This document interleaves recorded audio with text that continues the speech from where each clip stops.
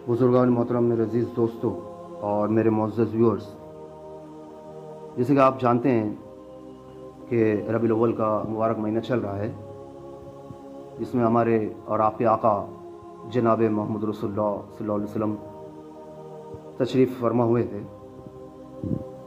तो इसी मुनासबत से आका से इश्क मोहब्बत के कुछ वाक़यात मैं आपको सुनाना चाहता हूँ, ताकि हमारे अंदर भी वो इश्क और मोहब्बत पैदा हो जैसे सहाबा में था। हुदैबिया की मशहूर लड़ाई ज़िक़ादा सन 6 हिजरी में हुई, जबकि हमारे आका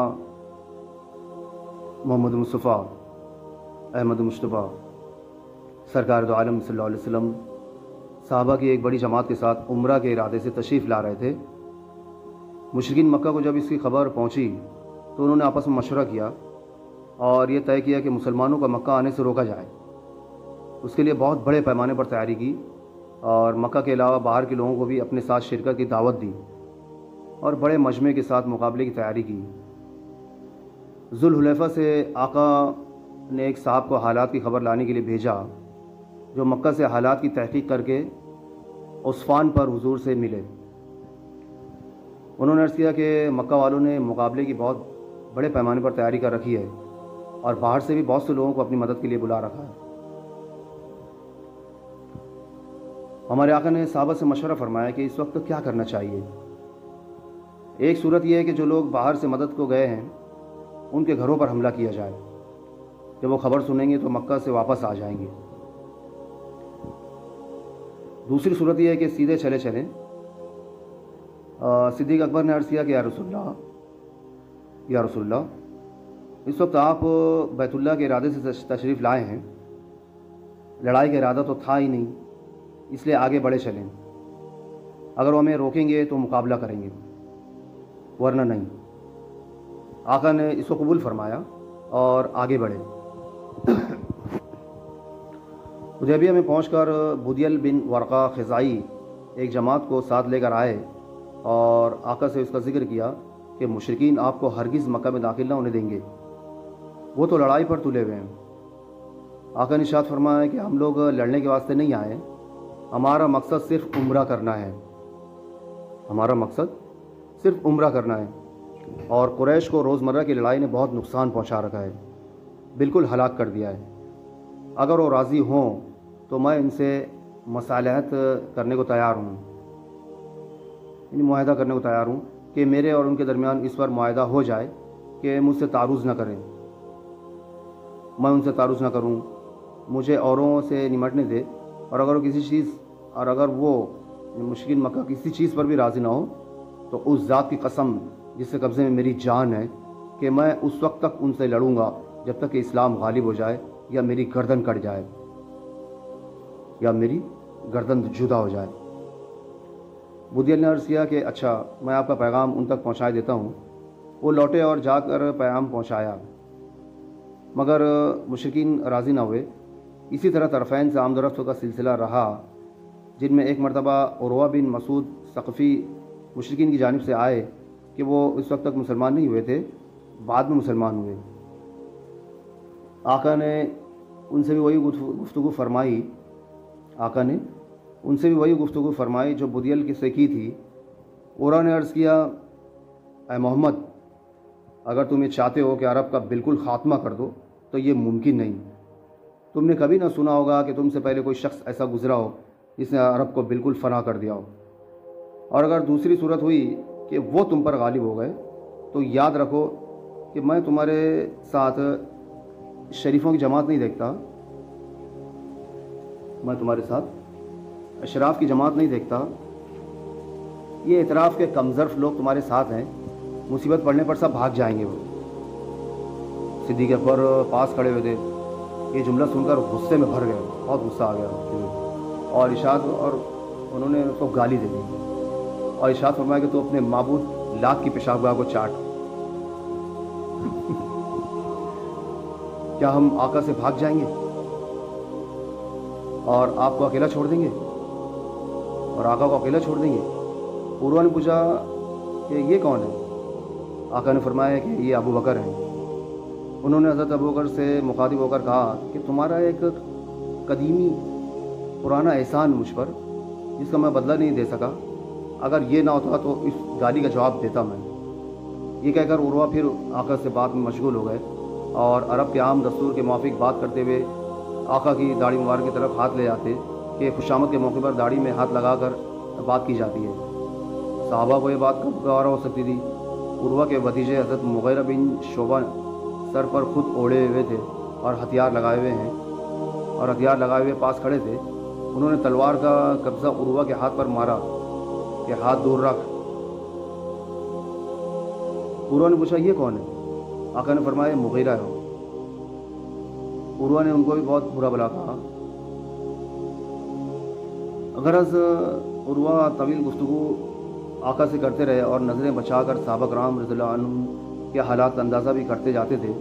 چنانچہ واپس جا کر مشرکین سے کہا کہ اے قریش، میں بڑے بڑے بادشاہوں کے یہاں گیا ہوں، قیصر اور کسریٰ اور نجاشی کے درباروں کو بھی دیکھا ہے اور ان کے آداب بھی دیکھے ہیں۔ اللہ کی قسم میں نے کسی بادشاہ کو نہیں دیکھا کہ اس کی جماعت اس کی ایسی تعظیم کرتی ہو جیسے محمد کی جماعت ان کی تعظیم کرتی ہے۔ اگر وہ تھوکتے ہیں تو جس کے ہاتھ پڑ جائے وہ اس کو بدن اور منہ پر مل لیتا ہے۔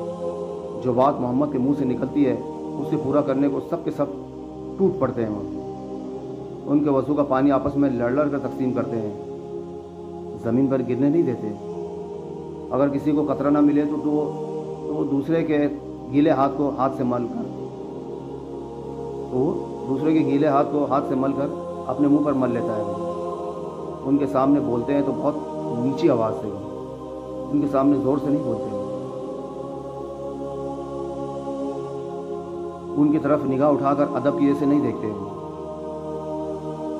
اگر ان کے سر یا داڑھی کا کوئی بال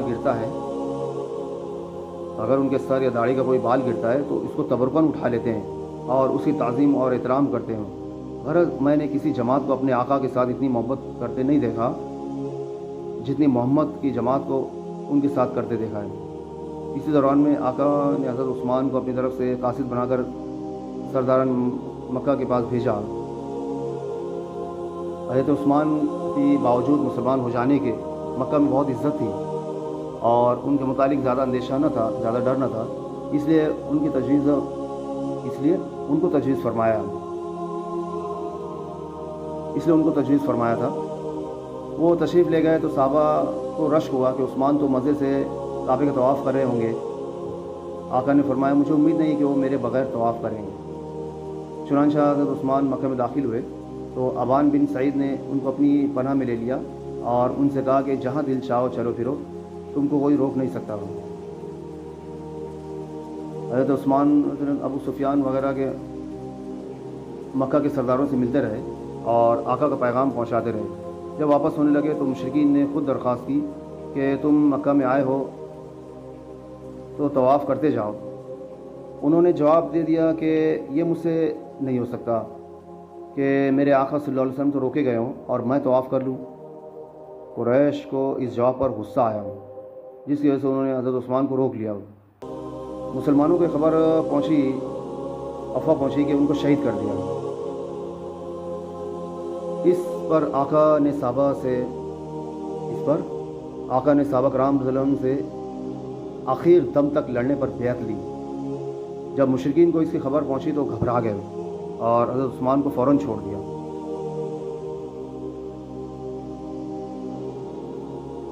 سنا آپ لوگوں نے، میرے ویورز، سنا آپ لوگوں نے اس قصے میں صدیق اکبر کا ارشاد، حضرت مغیرہ کا مارنا، صحابہ کرام رضی اللہ عنہم کا عام برتاؤ جس کو عروہ نے بہت غور سے دیکھا، حضرت عثمان کا طواف سے انکار، ہر واقعہ ایسا ہے کہ آقا کے ساتھ بے انتہا عشق و محبت کی خبر دیتا ہے۔ آقا کے ساتھ بے انتہا عشق و محبت کی خبر دیتا ہے۔ یہ بیعت جس کا اس قصے میں ذکر ہے بیعت الشجرہ کہلاتی ہے یا بیعت رضوان بھی کہلاتی ہے۔ قرآن کریم میں بھی اس کا ذکر ہے اور اللہ پاک نے سورہ فتح کی آیت لقد رضی اللہ عن المؤمنین میں اس کا ذکر فرمایا ہے۔ اللہ تعالیٰ یا انہیں سننے زیادہ عمل کرنے کی توفیق عطا فرمائے، اور آقا کی محبت اور آقا کا عشق ہماری رگ رگ میں بسا دے۔ کیوں؟ کیونکہ آدمی جس سے عشق کرتا ہے اس کی نقالی کرتا ہے، اس کی اقتدا کرتا ہے، اس کی پیروی کرتا ہے، اور ہم تو جھوٹے دعوے کرتے ہیں۔ اگر ہمیں آقا سے سچا عشق ہوتا تو ہماری زندگی میں سنتیں کیوں نکلتی؟ بولو نا، سنتیں کیوں نکلتی؟ بدعتیں کیوں زندگی میں آتی؟ اللہ پاک ہمیں آقا کا سچا عشق عطا فرمائے تاکہ اللہ ہم سے خوش ہو جائے، اللہ ہم سے راضی ہو جائے، اللہ ہم سے راضی ہو جائے، اللہ ہم سے راضی ہو جائے۔ بس یہ ہماری دنیا میں آنے کا مقصد ہے۔ وآخر دعوانا الحمدللہ رب العالمین۔ ویڈیو کو لائک کیجئے، چینل کو سبسکرائب کیجئے اور زیادہ سے زیادہ شیئر کیجئے۔